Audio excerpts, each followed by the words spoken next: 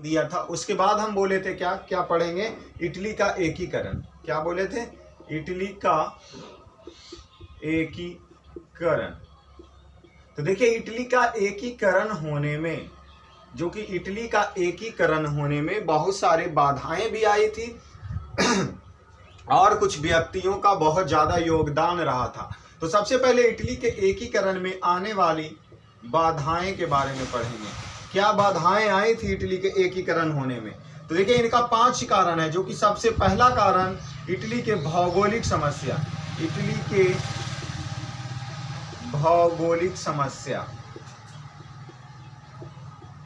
देखिए इटली का एकीकरण करने में इटली का खुद भौगोलिक समस्या ही सबसे बड़ा समस्या था। इसी वजह से इटली के एकीकरण होने में कुछ बाधाएं आ रही थी। दूसरा कारण इसका देखते हैं कि जो इटली है उस पर ऑस्ट्रिया और फ्रांस का हस्तक्षेप था।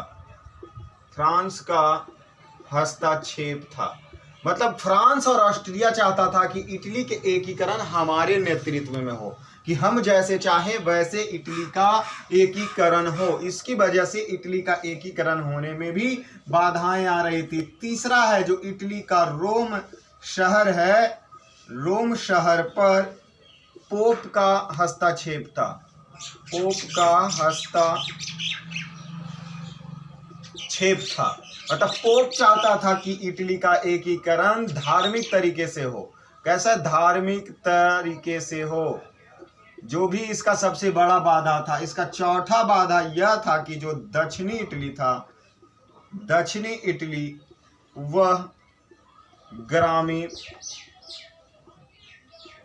और अविकसित था। ग्रामीण और अविकसित था, जिसकी सब ये भी बाधा पड़ती है अविकसित होने के कारण। फिर 5वां पॉइंट इसका देखते हैं, जो उत्तरी इटली था वह अर्ध औद्योगिक थे। अर्ध औद्योगिक था, मतलब कह सकते हैं कि इटली के एकीकरण होने में ये 5 बाधाएं महत्वपूर्ण थी, जिसकी वजह से इटली के एकीकरण होने में बाधाएं आ रही थी। उसके बावजूद भी इटली का एकीकरण होता है। उसके बावजूद भी क्या, इटली का एकीकरण होता है। इटली के एकीकरण करने में 3 व्यक्ति महत्वपूर्ण हैं। 3 व्यक्ति महत्वपूर्ण हैं, जो कि पहला मेजीनी, दूसरा काबूल, तीसरा गैरीबाल्डी। ये जो 3 व्यक्ति है काफी ज्यादा महत्वपूर्ण किस चीज में, इटली के एकीकरण करने में रहते हैं, जो कि हम बारी बारी से तीनों व्यक्ति के बारे में पढ़ेंगे कि किनका क्या योगदान रहा। तो सबसे पहले हम मेजीनी का लेते हैं।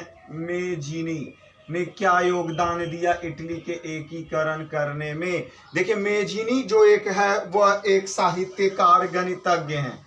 साहित्यकार गणितज्ञ हैं। और देखिए मेजीनी का 2 कार्य महत्वपूर्ण हैं। 2 कार्य महत्वपूर्ण है एकीकरण करने के लिए, एकीकरण में। तो देखिए पहला कार्य क्या है, यह पहला कार्य